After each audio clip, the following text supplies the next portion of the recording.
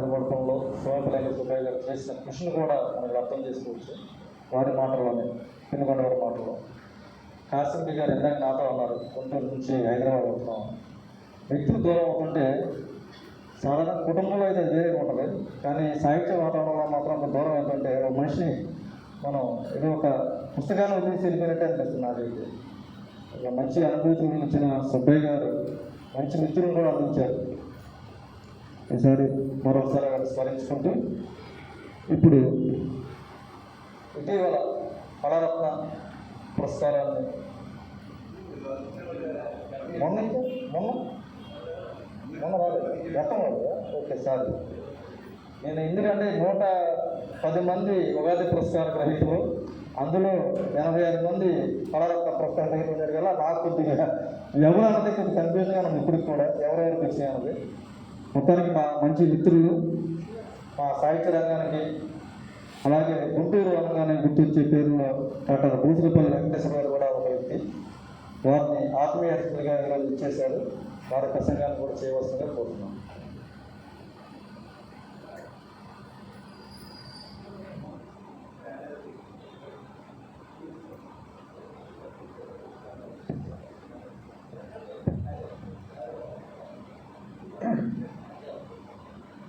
అధ్యక్షులు వారు మొదలు ఆఖరి వరుసలో ఉన్న మా మిత్రుల వరకు అందరికీ నమస్కారాలు. జ్ఞాపకం చాలా గొప్పది. ఎక్కడో నేను కవితలో రాసుకున్నాను, జ్ఞాపకం జీవితం కంటే గొప్పది, జ్ఞాపకాలతో ఉన్నప్పుడే జీవితం గొప్పది. ఇవాళ అందరం సోమేపల్లి వెంకట సుబ్బయ్య గారిని కలుసుకుంటున్నాం, జ్ఞాపకం చేసుకుంటున్నాం. ఒకటేమిటంటే వెంకట సుబ్బయ్య గారి జ్ఞాపకం, వెంకట సుబ్బయ్య గారిని జ్ఞాపకం చేస్తుంది అది వశిష్ఠ. అంత మంచి కవిని మనకిచ్చి ఆయన వెళ్ళారు. ఆ సాహిత్య వాతావరణమే వశిష్ఠకి వెనక భూమి అని నేను అనుకుంటున్నాను. రెండోది, వ్యావసాయికమైన నేపథ్యం నుంచి వచ్చిన చాలా తక్కువ మంది కవుల్లో వెంకట సుబ్బయ్య గారు. నేను ఎప్పుడూ అంటూ ఉంటాను, చేలో కాలు పెట్టకుండా కవిత్వం, సానుభూతి కవిత్వం వ్యవసాయం మీద రాసేవాళ్ళు ఎప్పుడూ కూడా స్వీయ అనుభవం నుంచి రాయలేదు. అక్కడ పొసగదు. ఏ కవిత్వం రాసినా, ఎవరు రాసినా, ఎటువంటి కవిత్వం రాసినా అక్కడ స్వీయమైన అనుభవం ఉంటేనే దానికి పరిపూర్ణత్వం చేకూరుతుంది. వెంకట సుబ్బయ్య గారు రైతు, వ్యవసాయం పూర్తిగా తెలిసినవాడు కనుకనే తను రాసిన దాదాపు అన్ని కవితా సంపుటులకు కూడా వ్యావసాయికమైన పేర్లే వచ్చాయి. అందువల్ల అదే కాదు, వ్యవసాయాన్ని గురించి తెలిసి రాసిన మినీ కవితలైనా కూడా ఆ వాటిల్లో తెలిసి రాసినవే చాలా కనపడతాయి. ఇంకో విషయం ఏంటంటే, సమూహాన్ని తయారు చేయడం తెలిసినవాడు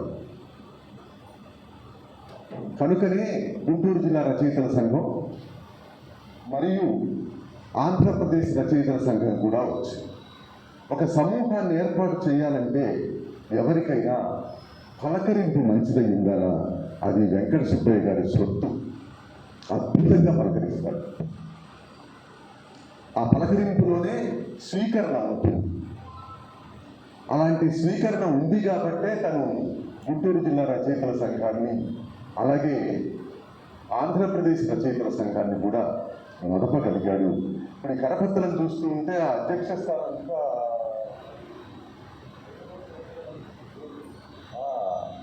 ఖాళీగానే ఉన్నట్టుంది. అది కూడా పూర్తి చేసి, అదే మాలాంటి వాళ్ళు లేని వాళ్ళు కాదు, చేసేవాళ్ళని మాట చెప్పేవాళ్ళు కాదు, చేసేవాళ్ళతో పూర్తి చేసి మంచి పద్ధతిలో నడపండి. ఆంధ్రప్రదేశ్ స్థాయిలో ఒక సంఘం ఉండటం అన్నది చాలా గొప్ప విషయం, మంచి విషయం కూడా. అది ఏదైనా సహకార సంఘంలాగా కవులకు ఏదైనా ముద్రణకు అటువంటి వాటికి ఉపయోగపడితే ఇంకా మంచిది కూడా, దాని పరమాత్మ కూడా నెరవేరుతుంది. అంటే అందరూ ముద్రించుకోగలిగిన వాళ్ళే ఉండరు.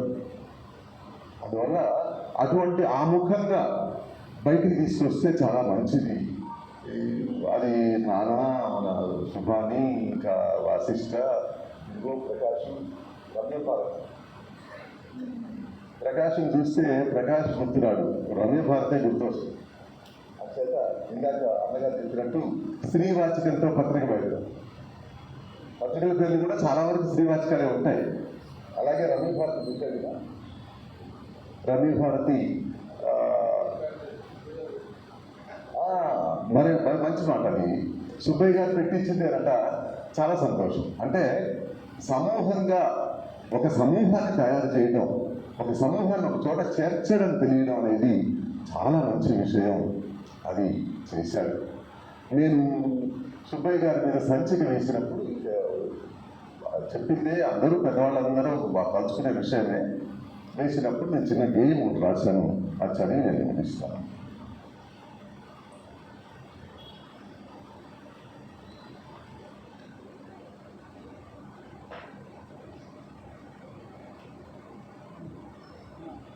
శుభాన్ని చూస్తున్నాం, కళ్ళు తెచ్చుకున్నాను. అతడు నా సాహిత్య సీమకు అరుణు తెలియని ఆప్తబంధు, అతడు నా గుంటూరు నేలకు సంస్కృతి సంస్కార సింధు, అతడు సోమేపల్లి వంశపు అమృతమయ కమలాప్త దీప్తుడు, వెంకట సుబ్బయాఖ్యుడనగా అందరికీ అభిమాన పాత్రుడు, కష్టమయ్యడి బాధ్యతలనే ఇష్టపూర్తిగా స్వీకరించి క్రమము తప్పక నిర్వహిస్తూ కలమును చేపట్టెనాతడు, కవితలో మేలైన పంటలు 10కి పై పండించెనాతడు. 10కి పైన కవితా సంపుటం దాకా వచ్చాయి. కవితలో మేలైన పంటలు 10కి పై పండించెనాతడు, పచ్చగా 10 నాళ్ళు మనగల మంచి కైతల పంచనాతడు, నానీలకిది చిన్న నాన్నని చెప్పుకుందరు సాటివేత్తలు, మినీ కవితకు మార్గదర్శిగా మినీ రచనలు చేసిన అతడు. చాలా చేశాడు కదా, మినీ కవితలే ఎక్కువ చేశాడు. రచన అతనికి రస సుగంధం, రచయితల స్నేహానుబంధం, 10గురిని ఒక చోట చేర్చుట బాధ్యతగా స్వీకరించడు. పలకరించుట తెలియనతనికి 10గురితో తా కలిసి నడుచును, ఎట్టి వారికి స్నేహహస్తమును అందజేయక సిద్ధహస్తుడు. గర్తపురి రచయితల సంఘము నేర్పుపై నెలకొల్పిన అతడు, కవిజనముల ప్రోత్సహించక కర్త తానే నిలిచిన అతడు. ఆంధ్ర రచయితలందరూ ఒక తాటిపై నిలువవలెనంటూ అందరినీ ఒక చోట చేర్చుట అతనికే సాధ్యము అయ్యను. కర్త తానై, క్రియు తానై, సంఘముల పెద్దన్న తానై, నవ్య కైతల ప్రోత్సహించను పట్టుదలతో నడిపిన అతడు. కళ్ళలెరుగని కరుణ అతనిది, ఎల్లలెరుగని ప్రేమ అతనిది, సాహిత్యమే ఊపిరతనికి, సమాజమే నేస్తమతనికి. అతడు నాదగు ఆత్మహితుడా, ఆత్మ పంచుకు తిరిగినారని మాయగా కబలించిన అతని చిన్న రుగ్మతి శత్రువాయను. కళ్ళ ముందే వెళ్ళిపోయను, రెప్ప జారిన నీటి బిందువు ఆరక రంతలోనే కాలమొప్పుడు 7 గడిచెను.